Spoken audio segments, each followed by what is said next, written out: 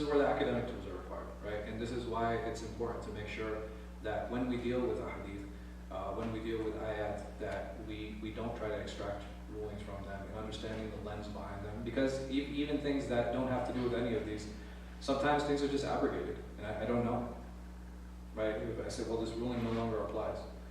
If somebody comes, like, and sometimes the restaurants, they'll do it out of fashion, right? So they'll serve you water in like an alcohol container, right? It'll be like a wine bottle, or it'll be a beer, like a whiskey bottle, but they'll serve you water in it. If we take, based on some of the hadith we took in the Muslim class, what are we going to say? Like, no, this is a problem. I can't even drink from that without knowing what.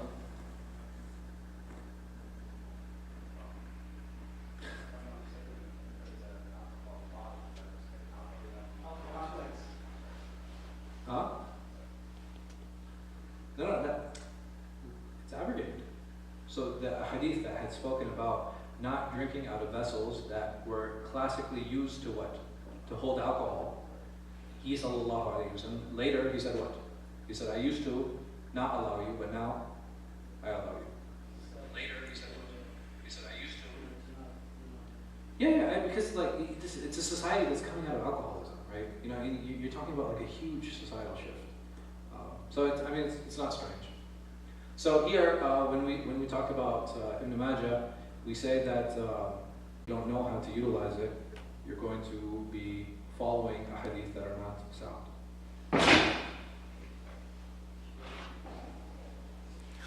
Sorry guys. It contains 37 books, 1,560 chapters, and 4,341 hadith. There are additional books that are the additional hadith. These are considered zawaid. So basically, all the hadith that the previous 5 books did not include, these hadith are included in his sunan. Fuad al-Baqi, he himself was not a hadith. But what his contribution was to the hadith literature is that he actually put a numbering system in place. So many of the hadith and the numberings that we see on the hadith today, they were not present before him, and he was like, I think he also died like 100 years ago, so he's not that long ago. And he's the one who actually included this numbering system. Nasruddin al-Albani, I'm sure maybe some of you are familiar with him. He was somebody who worked extensively with the hadith literature. May Allah subhanahu wa ta'ala have mercy on him. But he's actually one of the main reasons I started studying hadith myself. He revived a lot this idea of going back and doing takhrij, which is doing appropriate referencing, understanding where rulings came from, etc. His biggest shortcoming or his biggest failing was that he would not use the books of ilal, which we said was the last stage of verifying a hadith and whether they were sound or not. So like we said, there are indications in his book of why he wrote it, but like I said, I feel that the titling of the book is the strongest reason or the main reason of why he wrote his book together and why he put it together. And like I said, the Sunan al-Ra'ib is probably the correct title for the book, and Allah knows best. There are things that set it apart, right? So the thing is, like his chapter titling is very good, and it actually coincides more so with the abwab al-fiqh that we are more familiar with today. So like the fiqh chapters that we have today, they're well ordered, well arranged, and it is brief, right? So it's a relatively short work comparatively to the other books. And there are several places where he himself says that the hadith are gharib, which again gives an indication on why he titled the book the way that he did. There's additional information that Ibn Majah puts in that you don't find in other books. So one of the things is that he'll actually put where the narrative is from. And why does that help, or why is that useful information? Even more so than the environment. It helps do something called ta'yin al-rawi. So if I have a narrator named Muhammad ibn Abdullah, how many Muhammad ibn Abdullah do you think are in the hadith literature? It's like thousands, right? So what is a way of helping to differentiate that? Where he's from, right? So if I can actually get the town of where he's from, and how is this going to benefit me if I find parallel chains in other books of hadith, right? So if I'm looking and I can't figure out who the narrator is, what is one of the benefits that I have? I can actually go to what? I can go to Ibn Majah, right? I can go to Ibn Majah and say, hey, does Ibn Majah narrate this hadith, and how can I benefit from it? Because I can now look into the chain and be like, oh, okay, this is where he's from. This is who the narrator must be, right? Because the chances of that Muhammad ibn Abdullah being from Ray, for example, like it significantly narrows my search results. So, like we said, there are about 1,300 hadith or so that are not found in the other books of hadith. Again, part of the reason is because of his search and his intention of including these hadith. So after, this is the end of the golden age, right? This is the end of the golden age. What happens after this is there's a more structured foundation of hadith terminology that comes after this. We had said up until this point, what are some of the major terms that we have become familiar with? So during the time of Bukhari and Muslim and Abu Dawud and Tirmidhi, etc. Hasan, was it here? The term Hasan, was it used? I want you guys to think about this. It was used in a different way by who? By Imam al-Tirmidhi. He's the only one that used Hasan up until this point. The word Hasan was not used to grade hadith except by him. Other scholars didn't utilize it. What were the two terms that we said that Bukhari and Muslim were very familiar with? Sahih and Saqim, right? Sahih and Saqim. Sahih meaning accepted and Saqim meaning rejected, right? So these are the two terminologies that we have, and this is how the major classification was happening. The 5 classification system that we have today, right? Sahih, you guys know them? Are you familiar? Sahih. We'll get to that later. Hasan, Da'if, Da'if Jiddan, and Mawdu'. Right, so this is Ibn Hajar's classification. Sahih, Hasan, Da'if, Da'if Jiddan, very weak, and Mawdu', fabricated. Yeah. So this 5 classification system, it actually didn't come until Ibn Hajar. Before that, the classifications that they had were in general 2 categories. So even when Imam Ahmad, when he says that, and this is a point of contention, when Imam Ahmad says that I prefer using weak hadith over opinions of people, what does he actually mean? Again, this is a point of contention. I'm sorry? Weak, it could mean mursal, right? Which can mean disconnected, or a narration where the Sahabi is cut out, right? Depending on which scholar you're looking at, because they used it in both ways. So this evolution of the terminology is something that definitely needs to be recognized, and it definitely needs to be looked at. So what are some early works on the hadith terminology? You have a small work by Imam Humaydi. Imam Khatib al-Baghdadi, what he does in his Ma'arif al-Ulum al-Hadith, I think it's in Kifaya. Yeah, sorry, Kifaya, if you have a new one.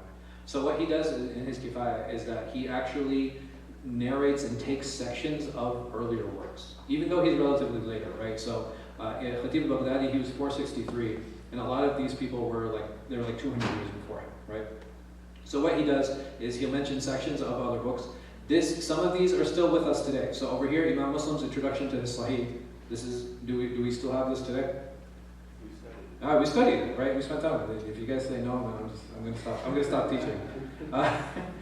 We had said that this is another thing that we should also look at, like Risala ila Ahl Makkah, right? So when we talk about Abu Dawud, he actually gives an introduction to his Sunnah.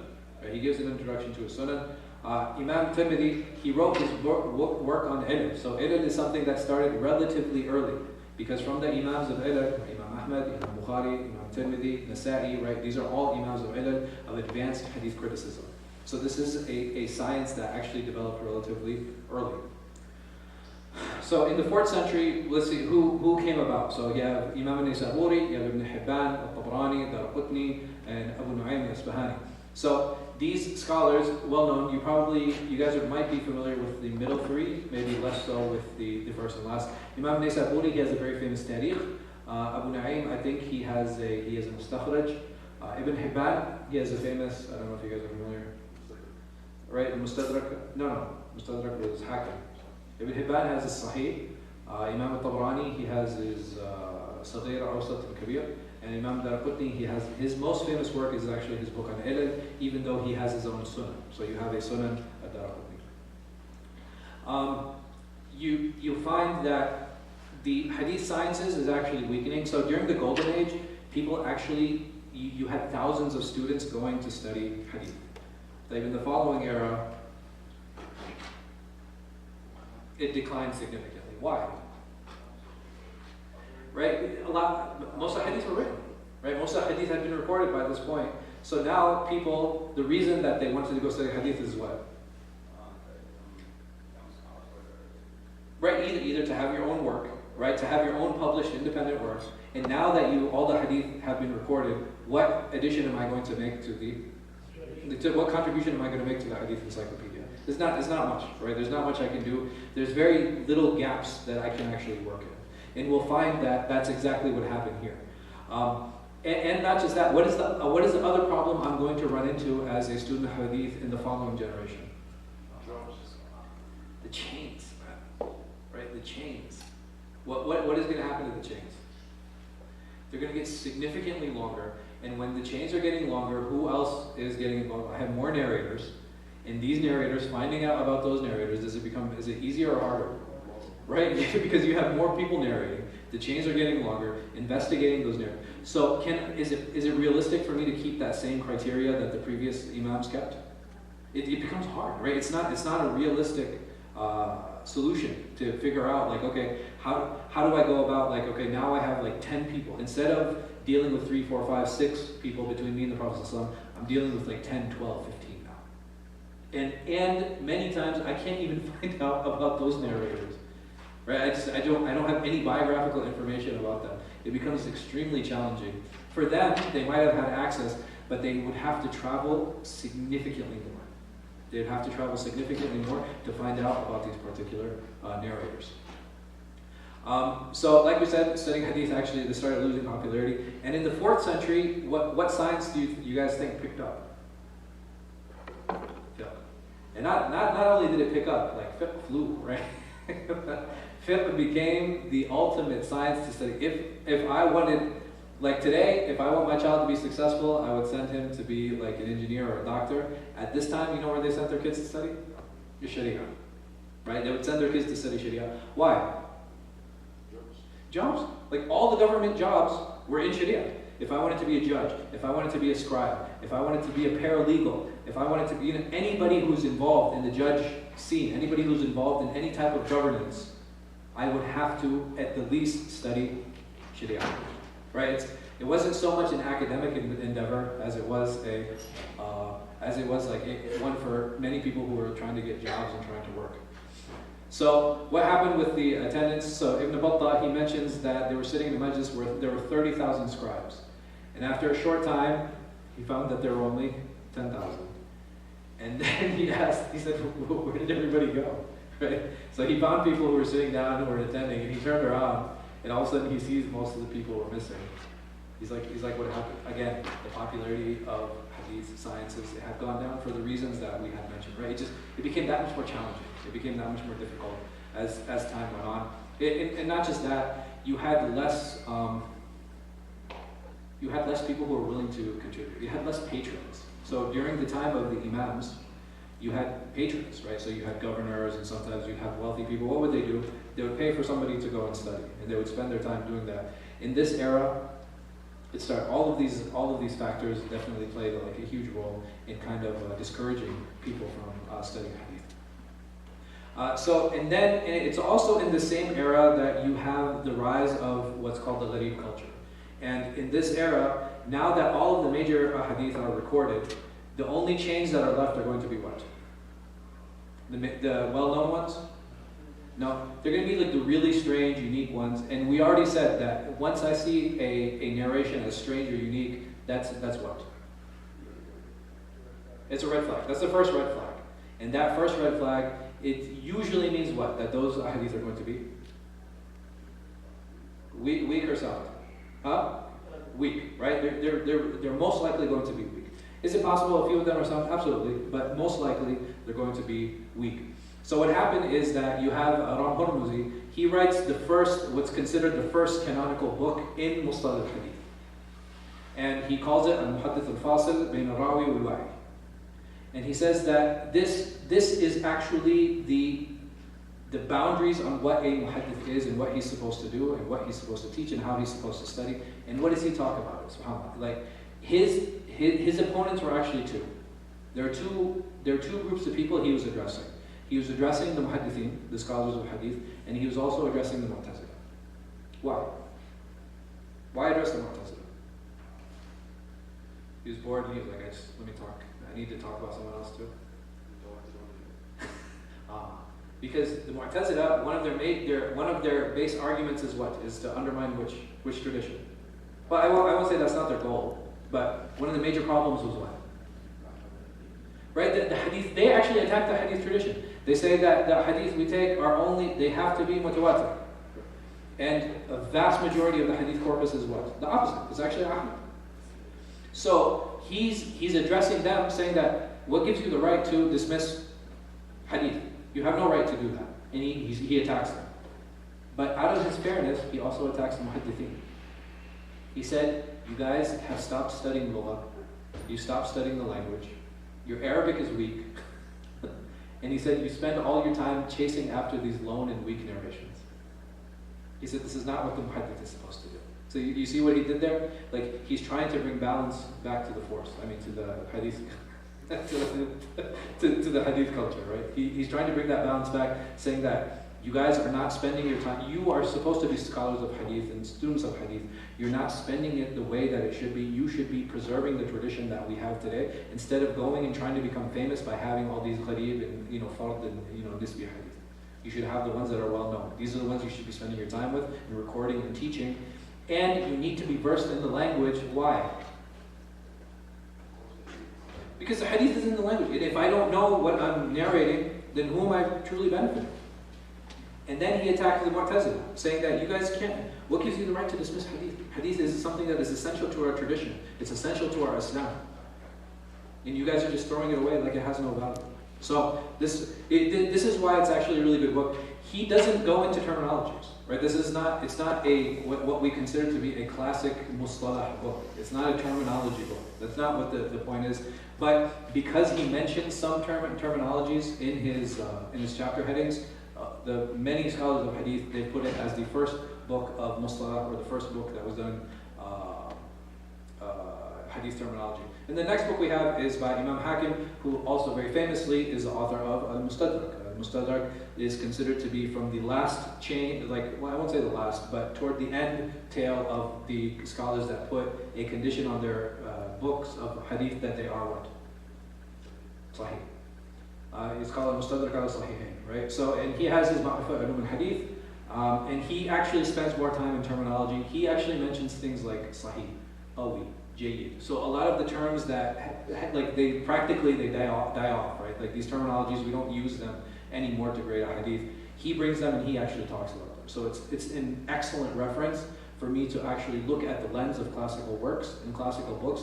When they make a hukam on their hadith, what can I do? I can go back to Imam Hakim's book and I can actually get an explanation of what those terminologies actually mean. This is a question I want to spend a little bit more time on next week, but I want to give you guys time to make wudu, inshallah. But we'll leave this question for next time, inshallah. Basically, okay, well, you're saying that people need to focus on these hadith. Is there room for us today to actually make rulings on the hadith?